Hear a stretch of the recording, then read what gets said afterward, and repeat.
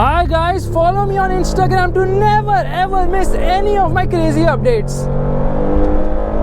Hi guys and welcome to another vlog. I'm driving this. This is the all new Thar. Straight away let's open the engine bay, which means that I have to unscrew it from here as well, and then we open the engine bay, which doesn't have anything to actually pull, but you can't rest this against the body now. There's no insulation right there. This is a diesel engine, little bit of vibrations, but it's actually quite silent on the outside, which is absolutely staggering. Okay, now you have to lock this in again. Little bit of a gimmicky stuff to do, but it's just for that retroness. Forget this is not happening from me. I just close it for a moment, but you need both hands to operate it, so still that ruggedness is there. Now the grill actually does not look nice in photos, and it actually doesn't really look nice in person as well. Could have been a little bit better in terms of design, the grill. And it says Thar right here. It says Thar in so many places. It's absolutely baffling. The car does not get any LEDs whatsoever other than the DRL, of course, which is an LED. Round lamp, halogen indicators, halogen fog lamps as well. Plenty of ground clearance. This car actually looks like the Jeep Wrangler Lite, which is actually a good thing, you know why? Because it's our own Desi Wrangler. And from the side profile, it is on the shorter side because it is actually a two-door. You can call it a three-door actually. Thar written right here as well. There's the indicator placement on the side, and the tires are massive in terms of size. 255, 65, 18 inch. Alloy wheel design also looks nice, and there's Thar written here as well. Front disc brakes, of course, and the tire name is also written just for that appeal. Meanwhile, you've got a side footstep as well, and Thar is written on the outside rear view mirrors too. How many Thars are written on this car? It's unmistakably a Thar in terms of appearance, yet they have gone ahead and written Thar almost everywhere. Says 4x4 on the side as well, and this is a hardtop version of the Thar, which means that it gets a hardtop. You can enjoy open top motoring and off-roading as well. Spare wheel on the tailgate, of course. The rear lights also say Thar. Yeah, the rear lights also say Thar right here.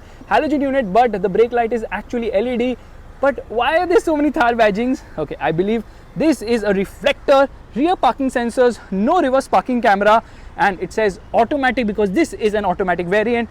And from the other side also they maintain the symmetry. Only thing is on this side it says M-Hawk 130. Yeah, M-Hawk 130 is written along with that logo of the engine too. Now the presence of this car is very good. It feels really macho. Here is of course the fuel lid. You have to put the key to open it, I believe, but there is a dummy keyhole on this side as well. How do we get into the rear? First and foremost, let me open the boot of the car. Okay, the boot is actually small. You can put this up as well, but you can't get in from this side. This is exposed, kind of weird. Now that is for the defogger. There is no rear wiper on offer, and honestly doesn't need a rear wiper as such. So that's it. Spare wheel is full size, and it's an alloy, of course. The doors actually feel soft. I'm not kidding. The doors actually feel soft. No longer that metal noise which was there previously, but for the retro charm they have actually used this. Door pockets are actually large enough at the front. Another dummy button for what? Thar written here as well. Mahindra & Mahindra model Thar, serial number, made in India with pride. So a lot of Thar badging on this car, which is absolutely crazy. Now for you to actually get inside the rear seat, you have to press this button, pull it like this, and there you can now climb in. Rear seat options are there. You either can get 2+2 or you can get 2+4 as well, side facing seats. At the rear there's actually decent amount of legroom is decent. Knee room could have been better. Actually knee room and legroom are just about adequate. Under thigh support is very poor. Headroom is just about adequate. Actually it's quite good. The headroom is very good, and there is a handle to hold on to. Windows are big enough so you won't feel claustrophobic at all. Meanwhile, this is where the seatbelt is placed on both the sides, and it gets adjustable headrests at the rear. So yeah, adjustable headrest. But so many exposed wirings, that's kind of crazy. Look at the amount of exposed wires on this car. Baffling. Speakers are mounted here on up top. Yep, that is the speaker placement. There's a light placement here in the center, and the dashboard actually looks very nice. Might again remind you of the Jeep Wrangler. This is for lumbar adjustment on both the seats as well. But the problem is that the wheel is protruding here. So this is where the wheel is. So it's not really comfortable, but two people can just about manage. Now this is a lot of space taken by the wheel well on the inside, and the finishing could have been better. Looks like somebody has done it at home. Definitely could have done a better job in that sense.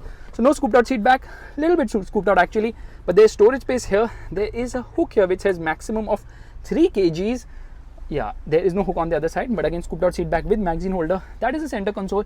Twin cup holders here. Let's get ahead and talk about that. It's very easy to get in and out from the front, that is because there is actually a good amount of space leveraged when you actually push the seat. Yeah, that's a nice thing. Let's push this back. Okay, you have to manually push it. It says Thar on the seat. I'm tired of showing you the number of places where Thar is written on this car. Too many of them. Glove box is useless because it is super duper small. Yeah, see the size of the glove box, super small, but you can actually lock it as well. And overall fit finish takes a massive leap up when you compare it to the old Thar. So yes, Mahindra has done a great job in that sense. The antenna placement is here, and you can see there's the Thar and 2 camels as well, and there is a cactus plant too, so that's kind of cool. Yeah, even Jeep does a lot of this as well. So let's straight away get into the driver's seat where the action lies. And I love how they've done the hinges, so a lot of stuff done just for the retro charm on this vehicle. Seat is obviously adjustable both in terms of height and of course ahead and behind. No real dead pedal as such, and there's this nice logo which tells you that this is to open the engine bay of the car. Again, looks nice. Speakers here, like I told you, door pockets are big enough, little flimsy though. And this is the control for the outside rear view mirror adjustment. This is obviously lock or unlock the door, and this is the door handle. It says Thar here with 2 screws mounted there. Let's climb inside. Thankfully we have a side footstep, so you can just climb inside.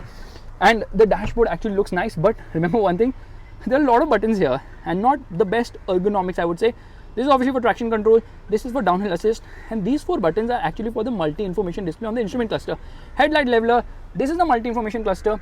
Looks kind of basic but has a multi-information display in the center which gives you a lot of information. Now in order to browse this, you have to press these buttons. So here, when I press this button, I can see distance to empty, what is the average fuel economy, and a lot of other information as well. Telltale lights are placed everywhere, hazard light switch, and the steering wheel will remind you of other Mahindra cars. Now this is obviously for the cruise control and the voice commands too. This is obviously for the audio system to receive or decline a call. That's about it. And this is obviously the control for the headlights. This is the control for the wipers. Let's close the door, and there, yeah, the doors close very softly. The wipers work well, plenty of spray on offer. Now the wipers actually work well on the Thar. That is surprising because the older model's wiper did not work properly. Where is the hazard light button? This is the hazard light button. That is the only button you can press, because these 3 buttons are just warning buttons. So if airbag is on or off, it blinks. Same thing for seatbelt reminder too. These are the controls for the air conditioning. AC vents are nice and big and round and has this chrome treatment around as well. Now this is obviously the infotainment system, which is actually a small unit. It's a 7-inch unit, not really big in terms of size, but it's got something known as adventure statistics, which tell you how much power and torque you're consuming in real time, along with the compass, digital speedometer and average speed meter as well, and a G monitor too. You can do it off-road as well. Click on the off-road one, and there it loads. Again, shows you what is your angle of incline, decline, tilt, and all those things. There's no auto dimming inside rear view mirror, disappointingly. There is no mirror on the driver's side. There is a mirror on the passenger side, but it is a small mirror as such. And there is so much headroom on offer. There's like ample headroom on offer at the front. There's a handle placement here. There's no handle placement here. Even the driver needs it to get inside the car. Now, like I told you, twin cup holders. This is the handbrake of the car. Power window controls are in the center. This is the coin holder, and this is obviously the gear lever for the off-road modes, which is 2 high, 4 high, neutral, and 4 low. This is the gear lever in the automatic, and there is storage space here. And you can see there's some sort of a desert treatment for the off-roadness of the vehicle. So not much as such to talk about. I can't really talk about it much right now because Mahindra has said no talking about these factors. So we'll talk about it in a full drive review of the car. Meanwhile, you can see here that thing I was showing you from outside. That looks very cool as well. The dashboard design is really very nice. In fact, the interior is quite appealing too, and build quality levels are fantastic when compared to before, but still some amount of rough edges inside the car. Overall feel of the cabin is nice. So that is the interior of the car. In fact, it's got 2 USB charging ports and an aux port along with a 12-volt charging socket as well. But how is it to drive? Well, let's get driving right away. Alright, we're all set to go into first gear, revving the motor, revs to 3000 RPM, and off we go!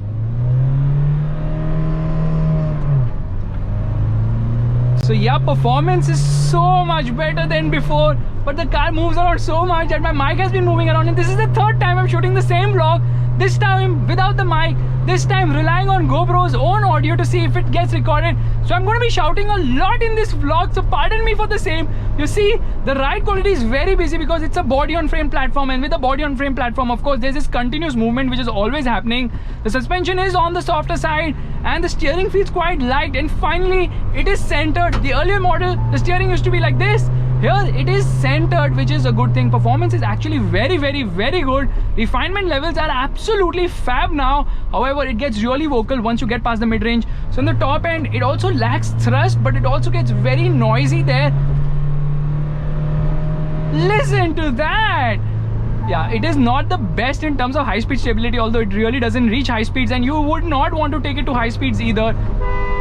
The horn is decent actually, could have been a little bit louder. I think I can hear the horn on the inside rather than on the outside. The gearbox is a bit on the notchier side. It is actually smooth with shifts, but if you try to make quick shifts now, that notchiness can be felt. The clutch is on the lighter side though, but there is no space on the floor area near the pedal because there's no dead pedal on offer, which makes it really very cumbersome to put your left foot when you're not shifting. Now let's talk about the engines on offer. There are two engines on offer. One is the M-Hawk 130. 130 because it produces 130 horsepower and 300 Newton meters of torque. This is the one we are actually driving right now. This is a manual. It also comes with a 6-speed automatic gearbox sourced from Japan's Aisin. The petrol also gets the same gearbox options. The petrol engine is an M Stallion 150. 150 because it produces 150 horsepower. It's a 2-liter unit. This diesel is a 2.2-liter unit known as the M-Hawk. It's a CRDI motor and is very refined somehow, but doesn't really feel that refined once you get past the mid-range. The other issue is there are some vibes lower down the rev range, especially at idle, but they flatten and smoothen out beautifully well. The petrol engine will of course be more refined if you're looking for something which is refined. And why am I saying that? Because this is a car which is going to appeal to a lot more people now. It's so much more easier to drive. The steering wheel is light, easy to twirl. The ride quality is so much more bearable now, although yes, it does move around a lot. It moves around so much on lower speeds over bad roads, but it still feels indestructible, very robust, and certainly a car which doesn't make you feel uncomfortable like the earlier Thar, which was just too raw. In order to drive the older Thar, you had to hit the gym multiple times in a day. With this car, you need to hit the gym once a month or so and you'll still manage, although I recommend you hit the gym at least thrice a week. And on that fitness advice, let's talk about the fuel economy of this car. The diesel should return you around 12 to 13 kilometers per liter. The petrol will obviously return you single-digit mileage numbers. Of course, it will drink, but you have to pay a price for refinement, right? Now, there are two trims on offer as such. Actually, this car is all about off-roading and will be very capable off the road. That's why it only comes with 4-wheel drive. Now, if you're looking for something which is just purely for off-road, they have the AX trim, which stands for adventure. This is the LX trim, which stands for leisure and lifestyle. Engine options, rather powertrain options, differ between both of them. With the AX trim for adventure junkies, you only get manual gearbox options, which is the petrol manual and the diesel manual. The petrol manual is not available with the LX, only a petrol automatic is available, but a diesel manual and a diesel automatic is also available with the LX, which also gets a lot more creature comforts and features.